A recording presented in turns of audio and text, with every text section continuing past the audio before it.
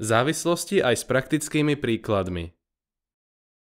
V tomto videu si nebudeme odpovedať na otázky, ale si ukážeme, čo znamená, ak sú dve veličiny od seba závislé a preriešime si spolu 4 príklady, ktoré by vás mali dobre pripraviť na príklady o závislosti. Pre lepšie pochopenie si ale neváhajte prepočítať aj príklady z učebnice.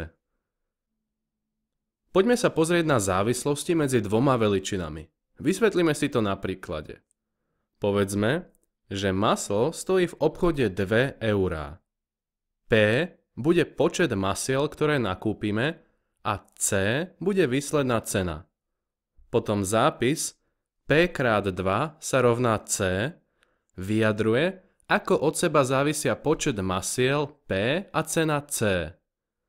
Cena nám v tomto prípade bude vždy závisieť od toho, akú hodnotu má P, teda koľko masiel nakúpime. Ak kúpime maslá 2, počet má hodnotu 2 a cena 4. Ak kúpime maslá 3, počet má hodnotu 3 a cena 6 a tak ďalej. Pokiaľ poznáme zápis závislosti a buď cenu, alebo počet masiel, druhú neznámu si vieme vďaka zápisu vždy dopočítať. Začnime jednoduchým príkladom o cibuli. V obchode predávajú cibuľu v 3 kg sieťkach. Ako od seba závisia počet nakúpených sieťok cibul a výsledná hmotnosť? Označme si počet sieťok ako P, výslednú hmotnosť ako V a zapíšme si vzťah. Výsledná hmotnosť V sa rovná počet sieťok krát 3 kg. Vidíme, že V závisí od toho, akú hodnotu má P a rovnako to platí aj naopak. Na základe tohto príkladu si zadajme ešte jednu úlohu. Povedzme, že sme odišli z obchodu s 18 kg cibuľ. Koľko balíkov sme kúpili? Pozrime sa na vzťah závislosti, ktorý sme si zapísali a vyjadrime si z neho neznámu P. P sa rovná V delené 3. Ľahko teda dopočítame, že sme kúpili 6 sieťok cibule. Ak by sme naopak poznali počet sieťok a nepoznali výslednú hmotnosť, ľahko si ju tiež z daného vzťahu vyjadríme a dopočítame. Poďme na príklad, v ktorom bude figurovať útvar charakteru obdĺžnika. Či už je to obdĺžnik sám, alebo je to záhrada, záhon, stôl alebo podobne. Vyjadri závislosť medzi plochou obdĺžnika S a dĺžkou jednej jeho strany A, ak jeho druhá strana má 4 cm. Tohto zadania sa síce môžeme sprvu zľaknúť, ale stačí, ak si ho prepíšeme do rovnice a hneď to bude jednoduchšie. Vieme, že plocha obdĺžnika sa počíta tak, že vynásobíme dĺžky dvoch jeho strán, ktoré sú na seba kolmé. Teda plocha S sa rovná A krát 4 cm. Z tohto vzťahu si už ľahko dopočítame stranu A alebo plochu S, ak si druhú premennú definujeme. Pre ilustráciu, ak vieme, že plocha je 12 cm štvorcových, aká je dĺžka strany A? S sa rovná A krát 4, z toho vieme, že A sa rovná S deleno 4, A sa rovná 12 deleno 4 a teda vypočítame, že dĺžka strany A sú 3 cm.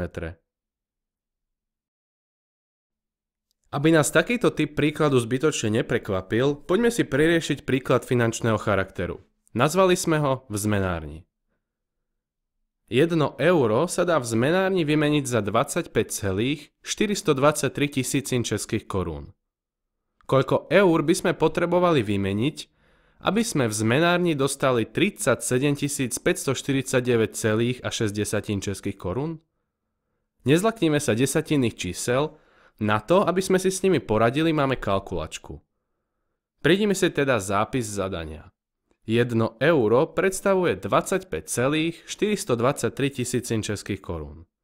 Počet eur si označíme ako E, počet českých korún ako C a finálna suma v českých korunách, o ktorú sa snažíme, je 37 549,6 českých korún.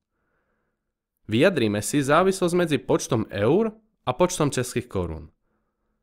Počet českých korún C sa rovná počet eur krát 25,423 tisícin, pretože práve toľko českých korún predstavuje 1 euro, ako sme sa dozvedeli zo zadania.